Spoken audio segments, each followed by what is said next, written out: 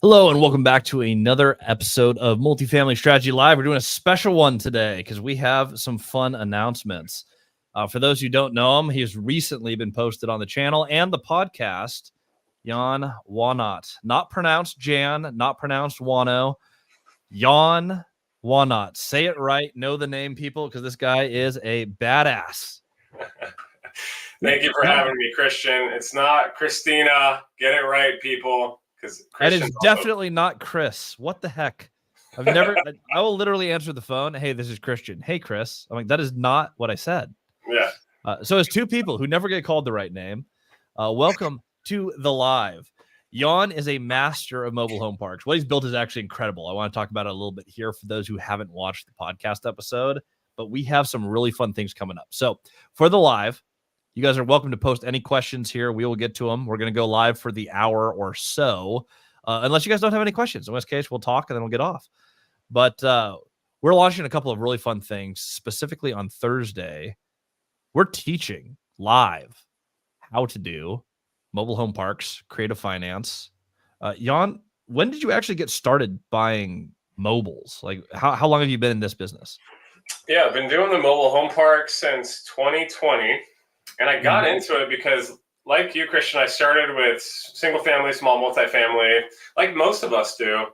And I was managing about 20 of my own rental units, and I owned all the properties, and it was going pretty well. But one month, I actually had, in the same month, 3 washing machines break. And I was running around, like, trying to get these new washing machines installed. And I was just, like, so sick of it because everything was going wrong. And I'm like, how can I love real estate investment. I love the cash flow. How can I keep cash flowing without owning so much stuff that breaks all the time? And that's when I started researching the uncorrelated assets. So if you don't know uncorrelated assets, they're assets that are uncorrelated or move differently from the values of single family homes. And those are mobile home parks, RV parks, and self-storage. And one of the common things between all 3 of those that I found out is that you don't have to own everything. You just mostly own land and utilities. And in the case of storage, freaking steel and concrete boxes. And people just pay you to rent your space. They don't pay you to rent your flooring and your toilet and the nice walls and the roof. They just want the space. And so I thought, that sounds really good. I don't want to own washing machines anymore. So that's when I got into mobile home parks, because I wanted to keep cash flowing without owning so much stuff. Oh, and that makes sense. So you started with single family, and I started with basically all multifamily. Started with duplexes, and I see Jan buying units all the time. How many do you have again? Mobiles? We're at 225 mobile home units in our parks. We're closing on another 21 unit in 10 days. Yeah. And we're under contract on another 80 or so that we're working on. So yeah, it's a great business. And honestly, for those of you listening, you only need like one really good park to live the rest of your life on. If you find one good park, you don't have to do any more work besides managing that park. Think about that. Like, think about how many single family homes you need before you can live a comfortable life from the cash flow of all those single family homes. It's probably like 20, 30, 40 homes, depending on your market. And with mobile home parks, like my best park, net cash flow, $9,000 a month. Okay. Wow. So you could live a modest life for $9,000 a month. You're not rich, you're not like balling out of control, but with just one good park, you could live the rest of your life. And isn't that pretty cool? Well, yeah. And then if you think about it, it's like, okay, well, I mean, if you can find one deal and you've already done it, it's like, oh, at some point with your $9,000 in cash flow and more free time, it stands to reason you could buy one more park. Right. Right. Or why not one a year or one a quarter or one a month if you're really killing it?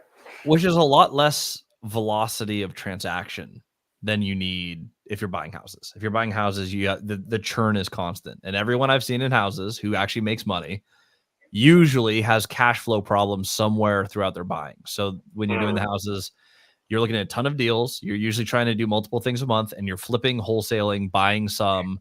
It is a really arduous business. What Jan's found in mobile homes, which is what I started finding in multifamily, and then found mobile homes are even more passive and often higher cash flow, is like they're really quite passive for what they are. And the amount of income that they can yield is insane.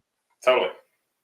Yeah, the coolest part I think is it's really hard to find a good deal, and it's hard to find a good manager and put the right processes in place and get them all the tools they need to be successful. But once you've found a really good deal and a really good manager, then you're kind of just cruising for 30 years. I mean, yeah, little things go wrong here and there, but for the most part, once we've done our initial acquisition, hiring, training, and value add, I mean, these things are a dream to operate. I literally spend more time managing a fourplex I own in Tacoma than I spend managing a 43 unit I own in Moses Lake. And why is that? Because I'm managing the fourplex in Tacoma, but the 43 unit mobile home park in Moses Lake, I can afford a full-time park manager. And that's the big difference. When you're messing around with singles and doubles, you can barely afford property management, and you certainly can't afford your own employee to manage it. But when you buy a 43 unit, which by the way, we bought for 600 grand. Not bad. Right? So it's like, hey, I could have bought a duplex in Burien, Washington, or I could have bought a 43 unit mobile home park where I can actually afford a full-time employee. And every time you can create distance between your clients and still make money, that's typically a good thing, right? We love to figure out every job that we're going to delegate.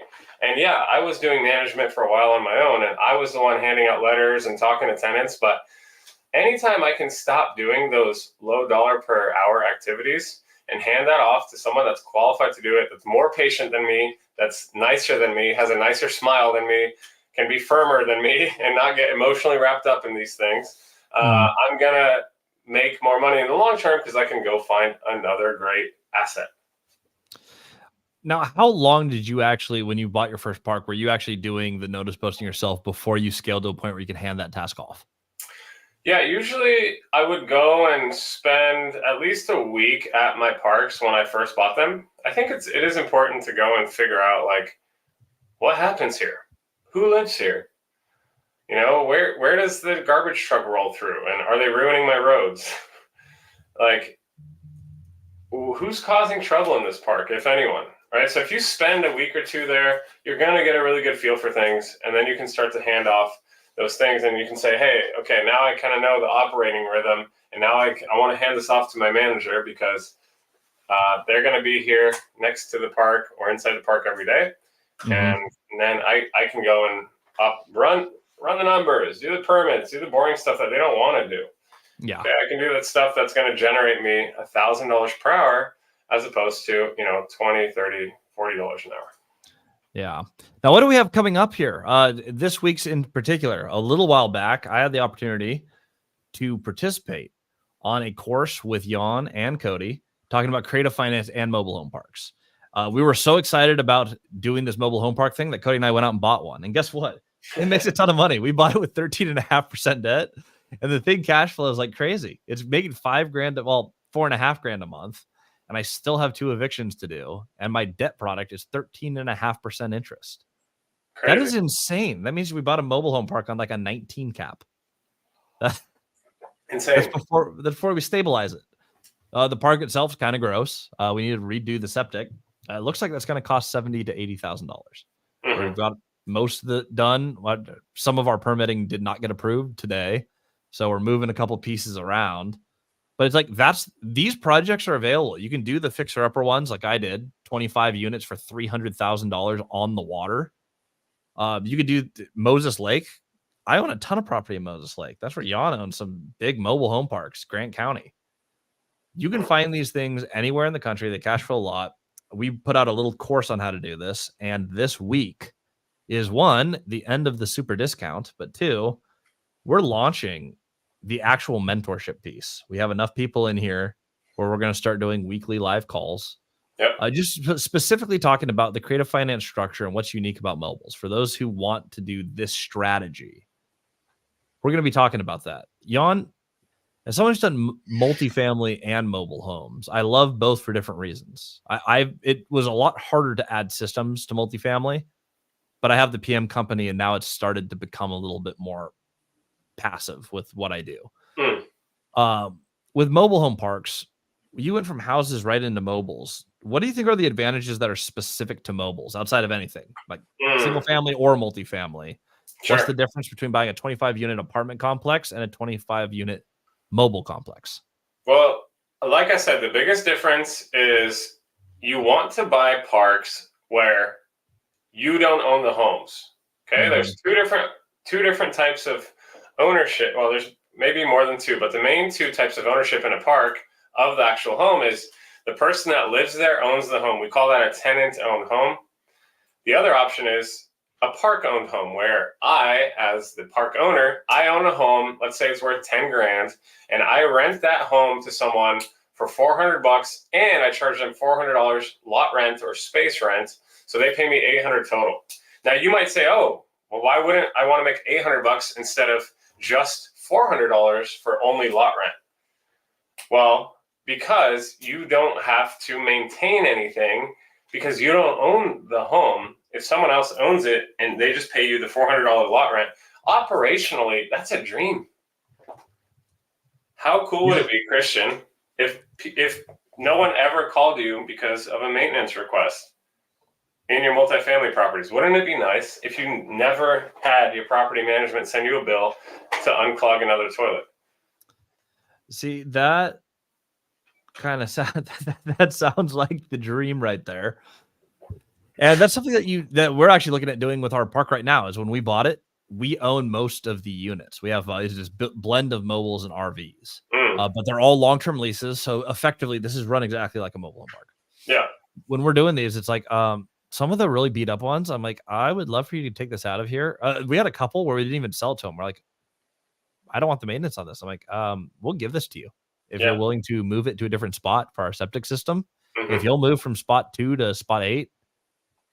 Some of these still had like $5,000-$6,000 of value. I'm like, I don't want the liability. I don't want the headache. I don't want to understand it. I just want to take it, move it, and transition the problems onto them. And tenants have been fine with that. They're like, oh, I would love to own this. And I know everything about it. And think about it from the tenant's perspective. I mean, especially if you give it to them for free. Let's say you gave someone a crappy old mobile. It's like, whatever, it's still free. Even though it's not the nicest house ever, it's a free house. And guess what?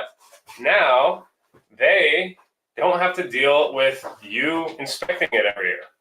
They don't have to deal with you coming inside their unit and being like, hey, you need to do this and that to the flooring. You need to do this and that to the paint. Or I'm going to do that, right? Move your stuff. We need to repaint this or whatever it is. Now there's just a lot more autonomy. So it's like, who wouldn't prefer to not have to deal with their landlord coming into? I mean, if you value your privacy, you don't want other people coming into your space. I don't want anyone coming into my house. That's why I don't rent. Personally, I don't like someone having any sort of control over where I live.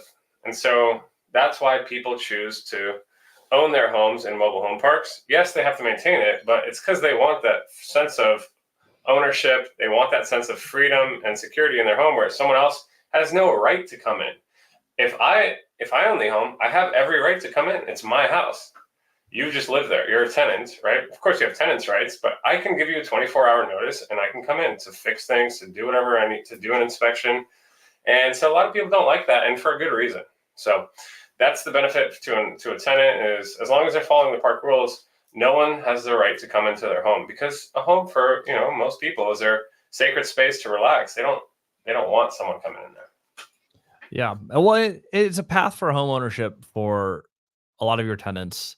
It's something that makes a lot of sense. And many times people offer to give them back to you when they leave. Oftentimes they don't move them and they Sure. move. I've seen a lot of instances where it's like, oh yeah, I sold it to a tenant. They moved. I ended up getting it back, sold it again. There's a lot of different income streams. But what I love about the mobile home parks is the potential for passivity. There's not Totally. as many moving parts.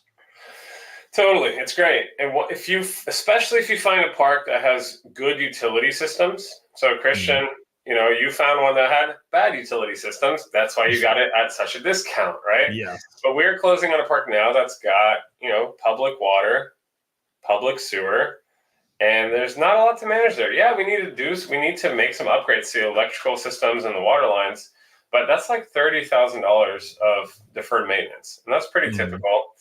But for the most part, there's not a lot that can break there. I mean, it's just we own land and utilities.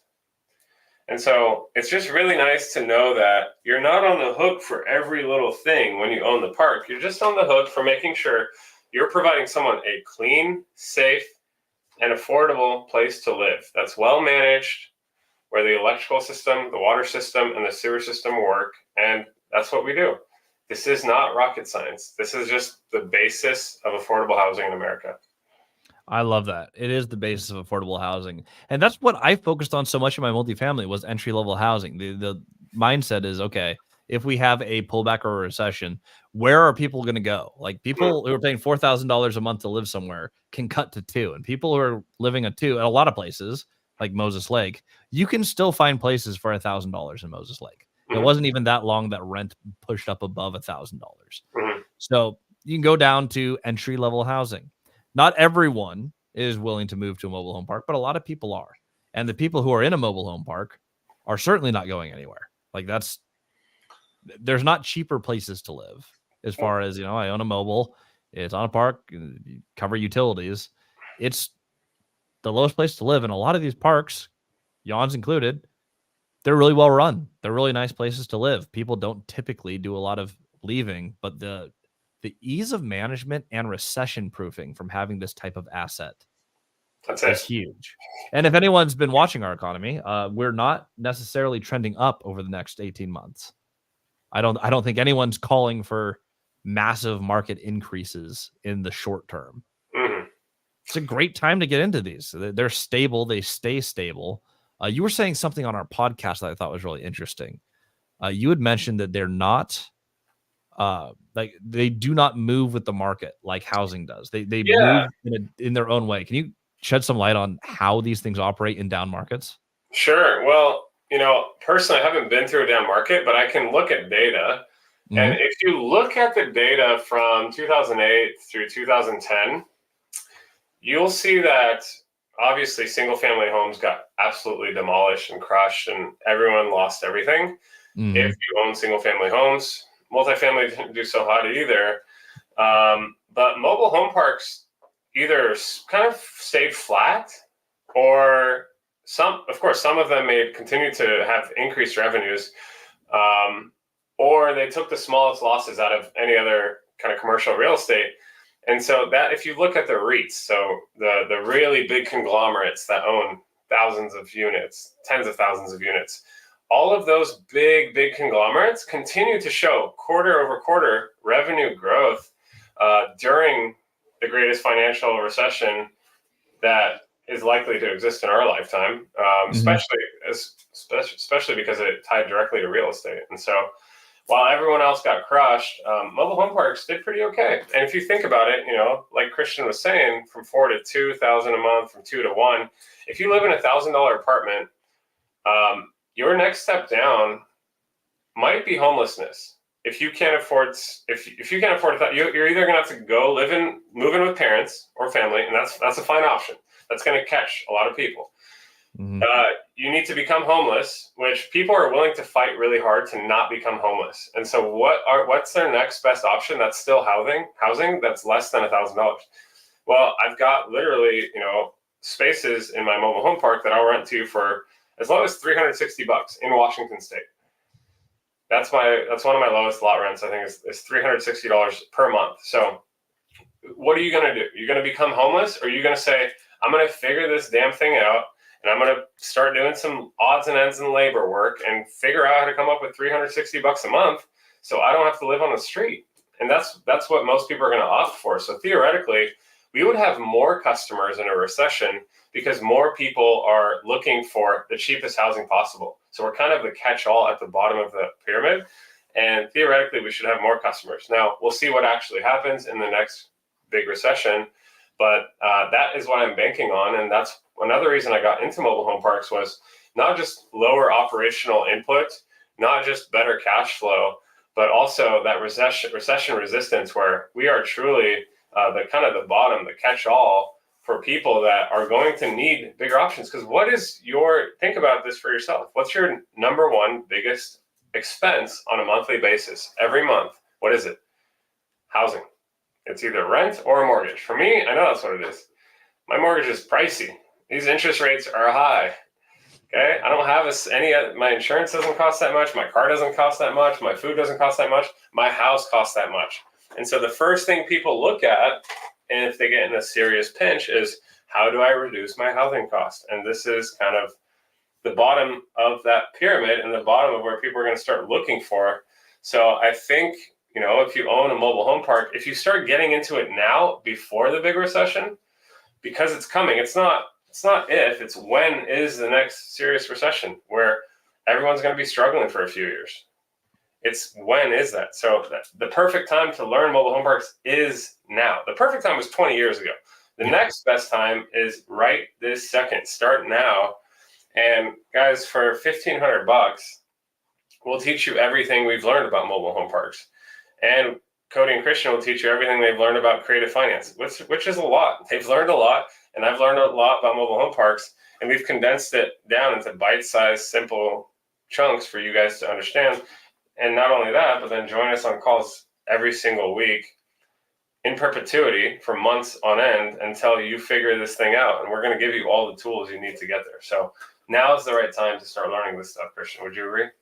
No, I absolutely agree. And we'd love to have you there. I have a lot of fun coaching. I do this all the time with my multifamily group. And this is it's unique enough where it's fun to have a different project. Jan is the expert in operations, and you should see some of the stuff he put together in the course and the actual preparation, the way he underwrites and runs the operations. It is plug and play. This isn't something where you could just come and be like, well, I can buy a mobile home park and I'll figure it out. You can just take what Jan does and run with it. Jan puts all of it in there. Creative finance, we got you covered. That's Jan's done a lot of seller financing. Cody and I, of course, have done a ton of seller financing, hundreds of units seller financed. Both mobile home parks and just conventional. Like we did resorts, we did mobile home parks, we did multifamily. I've done option agreements, seller finance, land contracts. Like we can get you through all of it. But if you're starting without money, it's a way to play the game. We'd love to see you there. I'll post a link here, by the way, MHParkacedemy.com. If you're watching on anything but Instagram, that just appeared there for you. If you're on Instagram, we love you too. I see you guys over there. It's MHParkacedemy.com. We do have a question here in the chat. When you were starting off, did you worry about getting the the right legal contracts and have it done right for the right price with no money at all? Okay, so Jan didn't start out rich. I didn't start out rich. You can check out his backstory on the podcast because it's freaking awesome. How do you go about doing the right legal contract when you really don't have any budget and you're getting started? Well, look, Luke, great question. You absolutely need to protect yourself contractually. You need to have the right contracts in place. And the cool thing about getting started with this course is that I'm actually going to throw in for free, only to people that sign up this week, all of the legal contracts that you need to do your first 5 mobile home park deals guaranteed. I will personally provide those templates to you. And some of the templates that you're going to need are a cash out purchase and sale agreement specific to mobile home parks, a seller financed specific mobile home park purchase and sale agreement. You're going to need a promissory note. That's a promise to pay the seller. If you get seller financing, you're going to need a promissory note template. You're going to need a deed of trust template that secures the note. Okay, you're going to need an operating agreement to operate your company. Does this sound like a lot? It is a lot. Okay, I've spent $20,000 on legal on all these just contract templates and revisions over the last 4 years. And I'm going to provide those to you included with MHParkacedemy, only to people that sign up this week. And so, yeah, it's 100% important. You don't go on LegalZoom. You need to have state-specific legal contracts that are going to protect you. Do not go on LegalZoom. Do not go on free template online, because it's not going to be specific to your state. Okay. And even with Yawns, by the way, and I tell everyone this: there's a lot of state specific stuff. There's a lot of deal specific stuff, especially if you are using creative finance. A boilerplate operating agreement, no matter how perfect it is, if you are doing anything custom, if there's some agreement on this is how cash is going back to the investor, this is what everyone's roles are, still find a lawyer to review it. I mean, if you have no money, this is the thing where you're like, I don't care, put it on a credit card. Like, you get the templates as a starting point for sure, but find a lawyer who reviews all of it and gives you feedback. And I think this lawyer should be someone who owns real estate themselves. Doesn't even necessarily need to be mobile home parks or multifamily, but someone who is a real estate investor and a lawyer, and have them look over it. You can save money by having them drafted. And if you're requesting a review, that is a lot different than coming to them and saying like, hey, can you just draft all these documents for me from scratch? Use everything that Jan gives you as a starting point, then get your own legal counsel behind it. That is going to save you a ton of money and still going to give you a bulletproof contract that is correct for your deal. 100%. Start with a template. Okay. I'll provide you the template. You pay a lawyer $150 for half an hour for them to do a final review. And that's all you're going to need if you have a great template from someone that's in the business. And yes, it's a great lawyer is worth their weight in gold. Yes, they're worth $300 an hour or $500 an hour. If they are actually tearing up your contract and making sure you're protected, it's going to save you so much headache, so much litigation, so much heartache that it's worth it. Now, the only ones I can't put on the screen are the Instagram comments, but for those on Instagram, I do have a comment over here directed specifically at me, but it says, Christian, with all that you do with multifamily, what have you noticed as the biggest difference in the mobile home park that you purchased? So for me, the number one thing that I have noticed, besides like, yeah, this actually is a little bit more passive. I did pick up one that is a project. So I'm doing a lot of ongoing projects. The one thing I've noticed, the tenants are super simple to work with. A lot of them basically want to be left by themselves. Like they really don't want a lot of interaction. They want to pay the rent. And besides that, they don't really reach out for much. I've transitioned a lot of the ownership of the actual mobiles to the tenants. So I'm not responsible for their repairs. So I don't get those calls. Biggest issues that because you worry about the utilities there. I had one person who was upset with their neighbor, and what they were doing is they were starting to run their water all night to like basically just like drain the water for the rest of the campus. That was just them being a jerk. That was handled with notices. But the biggest thing that I've noticed is that minus like small intertenant disputes, I don't have to deal with anything else tenant related. Like sometimes it's like, and there's a few partners on this. I have a partner named Eric who will also come in and get on the phone and set things straight. But sometimes, occasionally, daddy still needs to come in and lay down the rules. That's happened a couple times. Outside of that, I don't hear much from my tenants. They're happy. It's a lot more passive as opposed to on multifamily. The stove goes out. I have, say I have a contractor who can bring in a new stove in 4 days, and you have a tenant who is bugging your team and you every single day. This broke. You guys don't care about me. Why isn't this fixed? It's like, it broke on Friday night. The company's not open on the weekends. We scheduled it on Monday. It's coming out on Wednesday. Like, that's pretty darn good. You get people who get pissed about that. I'll say the same thing about my seller finance resort. I've had staff, and I have on-site staff, like they're tenants at the resort. A branch fell, and they're like, you guys hate us. You don't care about the safety. You guys don't care. I'm like, you live in the Olympic rainforest. We have an arborist out there every year, and I just spent $11,000 on tree removal. And they're like, hey, you guys don't care. A branch fell. It's like, a branch will in fact fall. I have not had a mobile park tenant complain to me about, like, I live in a forest. We understand there are trees. There's just something different about your tenant mix where they are people who do not expect as much from you. And that's fair because they're not paying as much, right? Yeah. That's reasonable. That's reasonable. Yeah. It doesn't mean that I'm a lazy landlord, right? When there's a problem, we fix it. We had that water thing. We were all over it. We called, we got to the bottom of it. We talked to the person. Like, we did the thing. It doesn't mean it's passive. Mobile parks are not passive. Real estate's not passive. It's just more passive. It's notable. In my mighty 25 units of experience, it's absolutely noticeable. I'm like, shit, we got to do more of these. Yeah. Heck yeah. I think Jan's on to something here. Let's buy some together, man. We'll do it together soon. Oh, I get this question all the time, and I don't have the answer for it. I'm curious if you do. Mr. Medina, are 55 and over parks better to buy and deal with than an all age? I've got a bunch of feedback from people saying, like, oh, just do the 55 and up parks. I own exactly none of them, though I don't think I rent to anyone under 55. My park has a bunch of very old people. Jan, do you have experience with this, or do you have what's your feedback on this? Sure.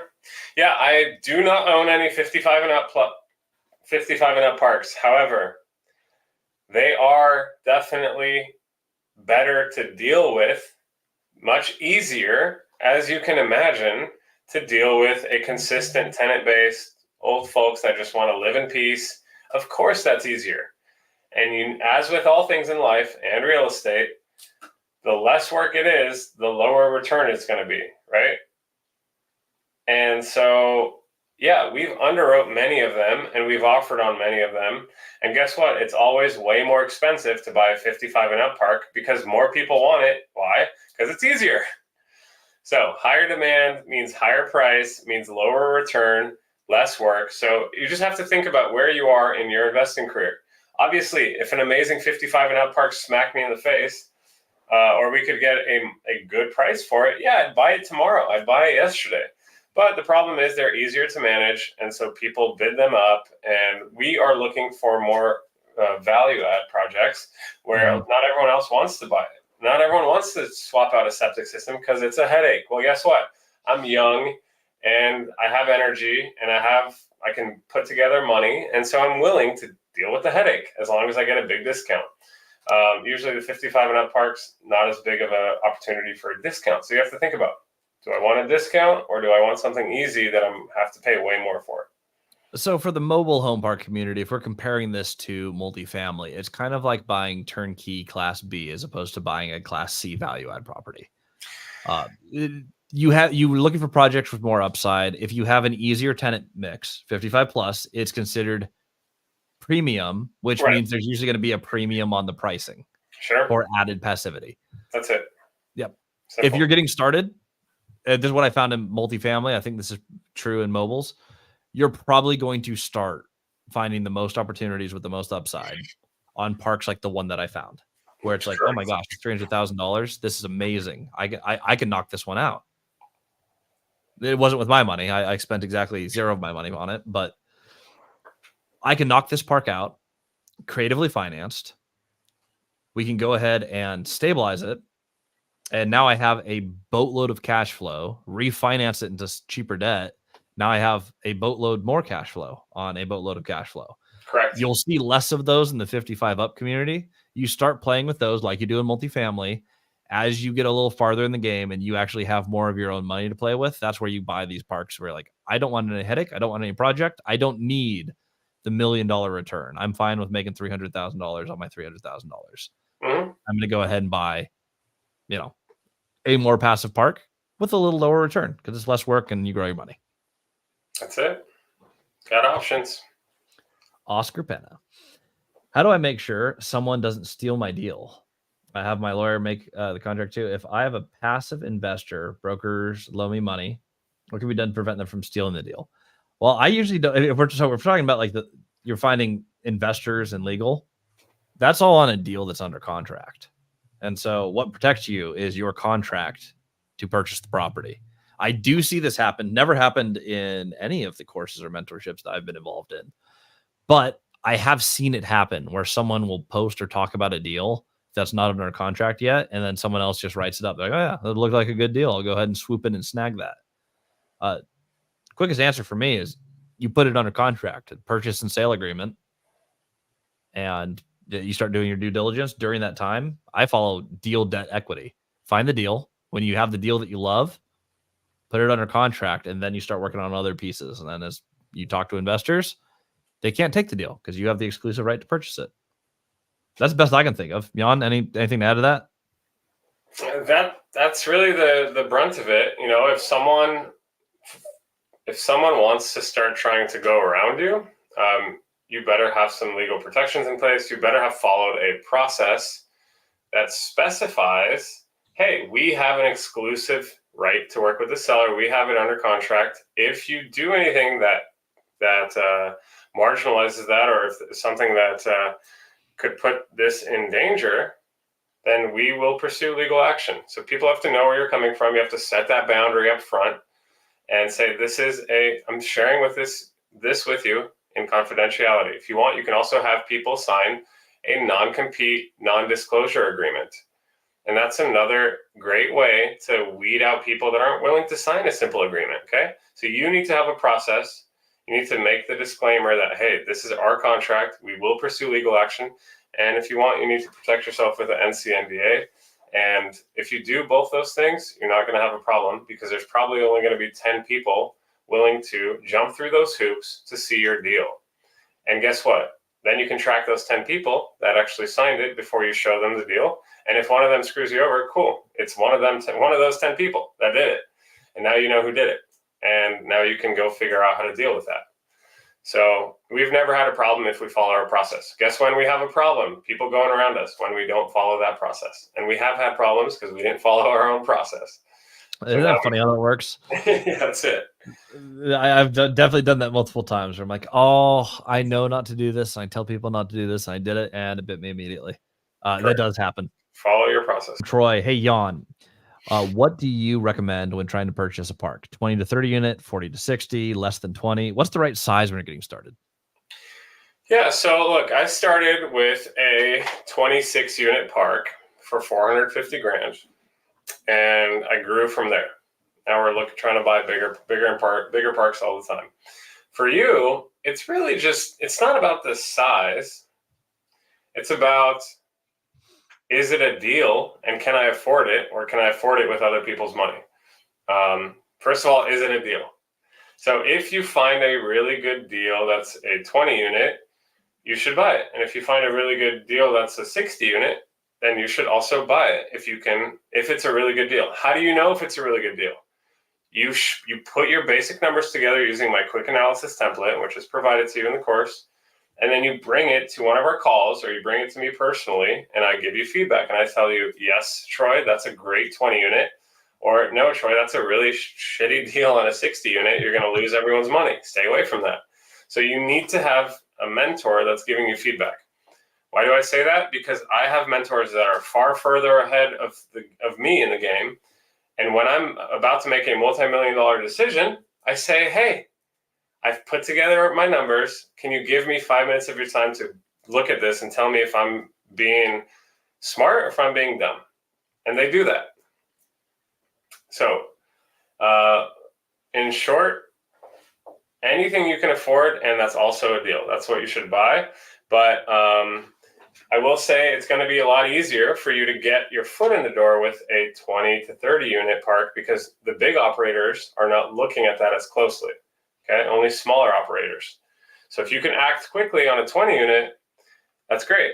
You're going to find some of those screaming deals like Christian found a 19 cap. Okay, I found 13 and 17 and 20 caps as well when I'm looking at smaller deals. So that's the benefit of you looking at smaller deals. When you're looking at 60 units to 100 units, I'm also looking at that, and I'm a bigger operator than you are. And so I'm probably going to be able to pay a higher price than you are, because I have better access to capital. I have better access to systems and keeping my costs low. And so you have the best likelihood of getting a great deal under 30 units. But that's not to say you shouldn't look above it. It's just that there's more and more competition above it. Which is funny, because it's not quite like that in multifamily. In multifamily, you have so much competition from mom and pop investors who want to buy duplexes through fourplex. You've seen Mm-hmm. bigger pockets. Your Yeah. biggest competition and hardest deals are your smallest ones. Mm. Then you hit the sweet spot of mid-sized multifamily where it's like, oh yeah, no, we buy like a 5 to 20 unit building. It's all gravy. But then Mm-hmm. you hit the same thing on the back end. Like the big buildings, all the biggest operators want the most units. And that is true across the board. Mobile home parks, smaller may have more margin, but look for the deal. Deal first. If you have no money and you find a 100-unit mobile home park and it's a screaming deal, I Mm-hmm. absolutely believe if you're like, wow, we're gonna make $2 million on this, that you can raise $1 million. Like Mm-hmm. you will find the money to make $1 million. You'd be amazed what you can do with 7 figures on the table. It's like, wait a second, find the deal. And if you want to figure out how to close the bigger ones, that's why you would be in a course or mentorship, and we'll see you on MHParkacedemy. All right, we have 2 more questions, then we're gonna call it a day because I have to hop into a meeting, and Jan's been awesome giving us an hour of his time. From Mr. Medina, when you refinance, I actually don't. It's a good question for Jan. When you refinance, is it better to have more park-owned homes or tenant-owned homes? I How would does the bank say look at this? 100% of the time, it's going to be better to have more tenant-owned homes. Okay. And the reason is, it's a little complicated, but I'm going to try to break it down for you in a simple way. The reason is, technically speaking, I'll say it the technical way first. You do not capitalize park-owned home income.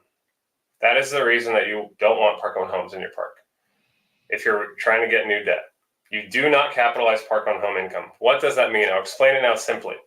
If I was selling a duplex, and Christian was selling a duplex, and I was trying to buy it, and Christian told me, hey, look, I've got this real estate. It brings in $2,000 a month from the real estate, but wait, there's more. I also have a Honda Civic that generates another $2,000 in revenue per month, and it's included with the sale, and it's right there in the front of the house, in the little shed there. And I'm selling this duplex that brings in $2,000 and the Honda Civic that brings in $2,000 on Turo. I rent it. I'm selling all of that, and I want you to give me credit for $4,000 a month of rental income. I would say, Christian, you are off your rocker. I'm buying real estate, and your real estate only generates $2,000 a month, right? And so that is the reason you don't want park-owned homes, because park-owned homes are personal property. When I own a park-owned home, which I do, I own about 10 homes still out of hundreds, okay, that I'm trying to sell. I own that home, and it's not real estate. It's actually not affixed to the ground. It is set on It's set on like a concrete pad or on top of like tie downs of piers, right? And so it's not actually real estate. That's what people don't realize. It's actually personal property, just like a car. So if the bank is looking at my park and it says, hey, Jan, I see that you have $50,000 of rental income from your renting your tenant-owned homes, renting the space, the real estate, right? That is real estate income. And I see you have another $50,000 of park-owned home income. Well, guess what, Jan? Sorry, that's not real estate income. That is personal property income. And we cannot use that value. We cannot use that to value your asset. We're only going to give you credit for the tenant-owned home income because that's what the real estate brings in. Now, I thought I could refinance with $100,000 of revenue, and I can't. I can only get credit for $50,000 from my tenant-owned homes. And that is why you don't want those park-owned homes. You ideally want to sell those. You don't have to maintain them like we talked about. And the bank is not going to be confused and be wondering why you're trying to get real estate valuation from renting a personal property like a car or a mobile home. Okay. So hopefully that makes sense. And that is why you want mostly tenant-owned homes in your park. That is really helpful. Thank you, Jan. And this is why Jan is the master. That makes perfect sense. Oh, I'm really glad I'm giving all my tenants my stuff. I don't want to deal with that. Less problems, easier time with the bank. Correct. Tenant-owned homes. So the mission on a park, that is actually an improvement you can make then. You buy one that has a lot of park-owned homes. Part of the mission of stabilization is how many of these can we not own when we're stabilized? Correct. How many awesome. of them can I get to good tenants that are going to maintain them, that are going to pay their lot rent on time? And so that's why we sell park-owned homes at a discount. So another cool thing that you don't get in multifamily is that not only do I want seller financing, and all of my parks currently are seller finance because I just sold one, a 44 unit that was my only bank finance. All the rest are seller finance. So we do practice what we preach. Okay, we do mostly seller financing. And even though I love to get seller financing, I also love to give it. And with mobile home parks, when I sell a mobile home, if the person is a good tenant, they live in my park-owned home that I own, and I want them to become a homeowner, guess what? I give them a seller financing on that home. I say, look, I know you only got $5,000 cash. Even though I want 25 for this, I'm going to give you a loan for $20K. You give me your 5 down payment. I'm going to give you 20 at 10% interest over the next 5 years. And guess what? Their monthly payment now has decreased. I can lower their payment and make them a homeowner. Okay. Currently, they need to pay me, let's say, $400 for the home rental, $400 for lot rent, $800 a month. I can sell them the home, get the $5,000 down payment, which helps me, so I can use that money to improve the park further, and I can make their payment $750 or $725. They have a lower monthly payment, and at the end of it, they own the home. Then they can sell it for, guess what? If a $10,000 home is kind of like a $10,000 Honda, they pretty much retain their value. Like a $10,000 home, if you maintain it, is still going to be worth $10,000, sometimes more, when they sell it. So it's like now they're actually paying into equity instead of just throwing it away. And because these are personal property, also on the upper end, right? If someone buys a brand new home, it's going to depreciate like a car often. So if they buy a $100,000 home, the next year is probably going to be worth 80. But if they buy a nice old used home from me, seller financed, then it's probably still going to be worth about 10 grand. That's what I've seen. So it's just a great way for them to save money and become a homeowner. And it's a great way for me to get a nice little check and a monthly payment from them, while also getting rid of the thing I don't want, which is that park-owned home that's going to confuse the bank. Love it. And we'll end on this question. What do you find is the biggest hurdle when adding value to a park? I'll tell you what was hardest for me so far in my mighty one park, because I've had everything that go wrong in multifamily. In my park, the hardest piece for me is taking over a mismanaged park is turning around the tenant base just to get them to even believe that ownership cares enough to do anything. There's a lot of people who just were like, either they're not paying or they're not participating. We brought in a whole bunch of dumpsters to throw out just a ton of trash. Some people are like, oh yeah, they're not going to do anything, and they don't care.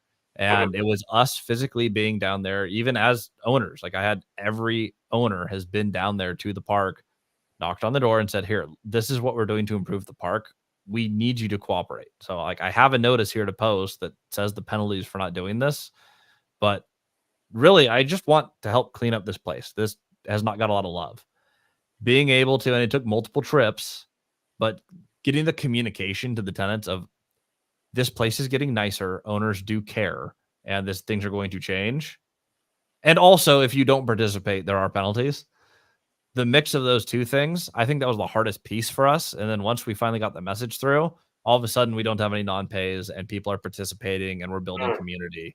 But that was not easy to do, because when you're talking value add, I'm just like, you usually have a community of people in a park that needs value add that is very apathetic towards the park and the ownership. Turning the culture around, I found that was the hardest part. Jan, how about you? For sure, that is a tough part. And another thing we do is try to, also like not just make it about all work all the time, but also start building more of that sense of community. So we will host a small picnic. Look, for $250, $300, you can buy a lot of hot dogs and a lot of soda and a lot of cookies and have a nice little barbecue for everyone. All right, it's free food. People don't say no to free food at the mobile home park. I promise you, they're going to come out. You're going to get to hear their stories. You're going to get to hear their problems. And that's a nice way that we bridge that gap and get to know folks there, figure out what the problems are, and actually start fixing the problems they tell us are there.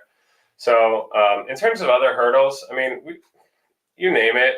I would say and I know Christian's going to agree with me on this one, and this is why I raised way more money for my current park I'm closing, but you don't realize how big some of the problems get or how costly. So not raising enough money to do the improvements has been one of ours. or just raising enough to do the initial improvement you thought you needed to, and then realizing, dang, we could really use another 150 grand here to make this really a lot nicer. It is so awkward to, even if it's a fantastic deal, it's so awkward to have to go back to investors and be like, great news, everything is going well, collections are out of the park. However, we all need to put more money in. Like, that's just, it makes you look like a doofus. Is what it does. And I've had to do that on a few projects where I'm like, we raised enough to close the darn deal. And that was the big thing, is we're focused on, let's just close it and we can figure out everything else. And then the figuring out, it's way harder to raise capital for, hey, we're fixing a problem, even if it's really lucrative, than it is to like, hey, we have a new opportunity. Correct. Your easiest time to get money is at the front end. Raise more than you think that you need. Correct. And make sure your numbers work with that new raise. And I've started doing that on every deal. I'm knocking out 176 unit in Texas. Like, we're raising a lot of extra money. I don't think we'll need all of it, but it's a lot of extra money. Like, we should probably start with, $500,000 of bonus liquidity. I guarantee you that money will find a way to disappear in your first year of value add. If you're doing value add, it's those little expenses. There are things that you're not going to find in due diligence that will break and will come up. Have money. If you're starting with no money, definitely raise enough money, because having no reserves and no personal money makes for a uncomfortable conversation. That's good feedback. So everyone, if you want to join and learn more, we're going to be doing this on Thursday live every week. We're going to do an hour talking about mobile home parks. We have a course, a little over 100 videos, and we'll be consistently adding to it. I just learned recently that I forgot one video, so I'll be filming that one. But so we have 99 fantastic videos in there for you guys, soon to be 100. But really excited to launch this. It's at a huge discount right now because our focus is, let's go build the community and get our first wave of people in. So if this is something that you've looked into, something you're either adding to single family or multifamily, and you want to get into mobiles, this is a project that is an honor to get to do with Jan. Check it out. Link is right here on the screen, MHParkacedemy.com. We'll see you guys all on the next episode. Thank you for joining. Thanks, Christian.